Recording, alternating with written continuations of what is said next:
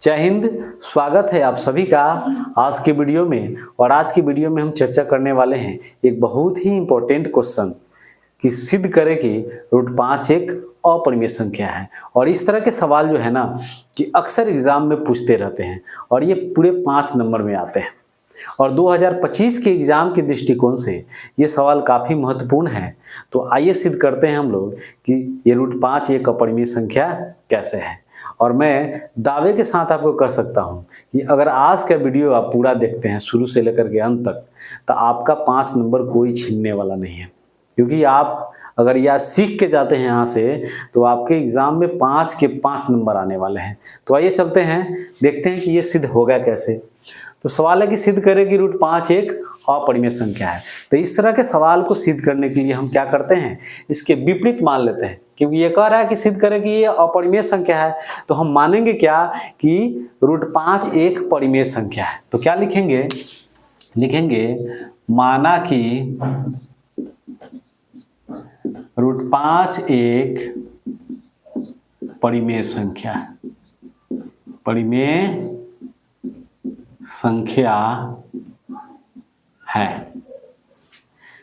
इसलिए √5 बराबर क्या हो जाएगा, P/Q, जहां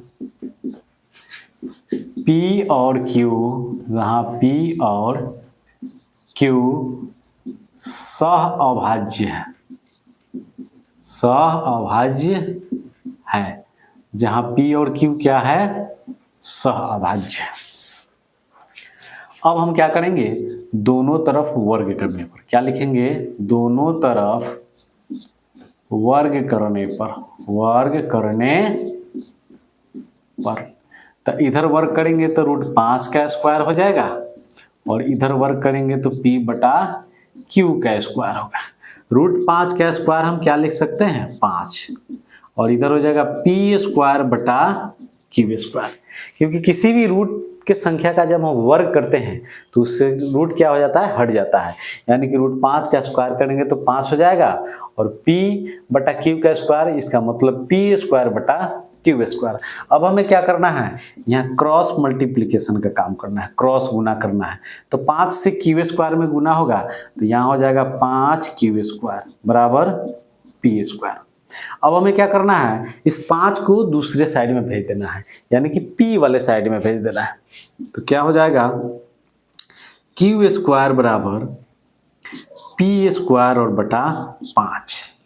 अब आप यहाँ ध्यान से देखें कि P² जो है ना, ये आपका इक्वेशन नंबर क्या हो गया, फर्स्ट हो गया कि P² जो है ना वो किससे विभाजित है, 5 से विभाजित है। इसका मतलब P भी क्या होगा, 5 से विभाजित होगा। अब ये चीज हम यहाँ लिखेंगे क्या, चूंकि P² 5 से विभाजित है, क्या है, विभाजित है, इसलिए P भी 5 से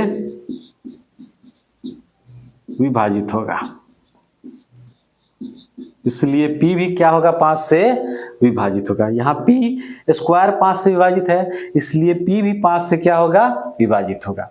अब हमें क्या करना है, फिर से यहाँ मानना है कि माना कि P बराबर 5C, जहां C कोई पूर्णांक है, C क्या है, कोई पूर्णांक है। P बराबर क्या मान लिए हम, 5C, जहां C कोई क्या है, पूर्णांक है। अब हम क्या करेंगे, यहाँ रखेंगे Q² बराबर क्या हो जाएगा, Q² बराबर P² यानी कि P के जगह पर क्या रखेंगे, 5C का स्क्वायर और बटा हो जाएगा 5। 5C का स्क्वायर बटा क्या हो जाएगा, 5। या हम इसे लिख सकते हैं Q² बराबर 25C का स्क्वायर बटा 5। अब ये 5 से क्या हो जाएगा, 5 बार में 25 डिवाइड हो जाएगा और यहाँ हम लिख सकते हैं Q² बराबर 5C²। अब हमें क्या करना है, या हम इसको ऐसे लिख सकते हैं, इस 5 को हम Q वाले साइड में मंगा लेते हैं। तो ये हो जाएगा Q² बटा 5 बराबर C²।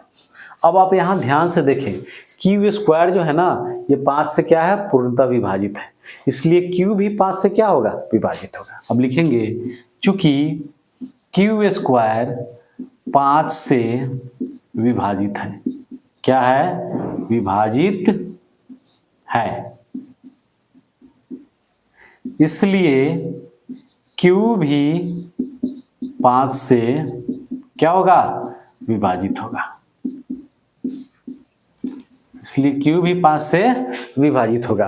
अब आप यहाँ गौर से देखेंगे हम लोग माने क्या थे कि √5 बराबर P बटा Q, जहाँ P और Q सह अभाज्य है, और सह अभाज्य का मतलब होता है कि P और Q का एक के अलावा कोई अन्य उभयनिष्ठ गुणनखंड न हो।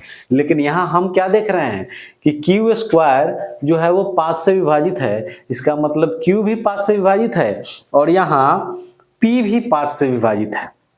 इसका मतलब हुआ कि P और Q का एक के अलावा अन्य उभयनिष्ठ गुणनखंड 5 है।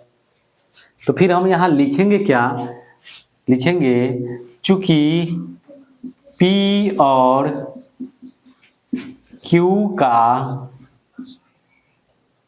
एक अन्य उभयनिष्ठ गुणनखंड, अन्य उभयनिष्ठ गुणनखंड 5 है, जो हमारी मान्यता कि P और Q का एक के अलावा कोई अन्य उभयनिष्ठ गुणनखंड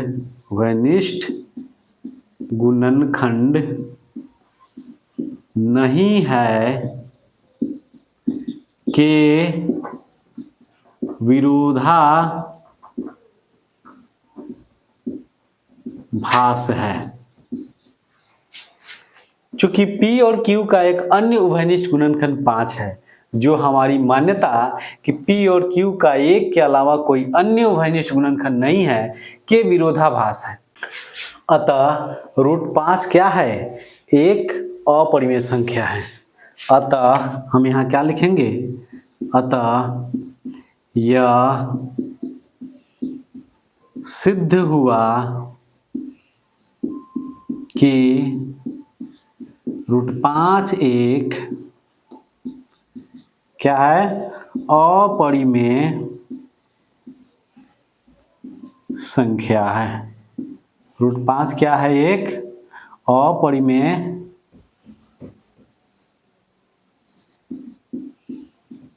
संख्या है।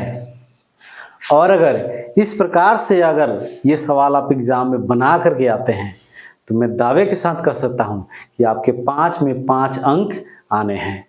तो आज के लिए इतना ही, फिर मिलते हैं अगले वीडियो में। तब तक के लिए thank you, wish you all the best.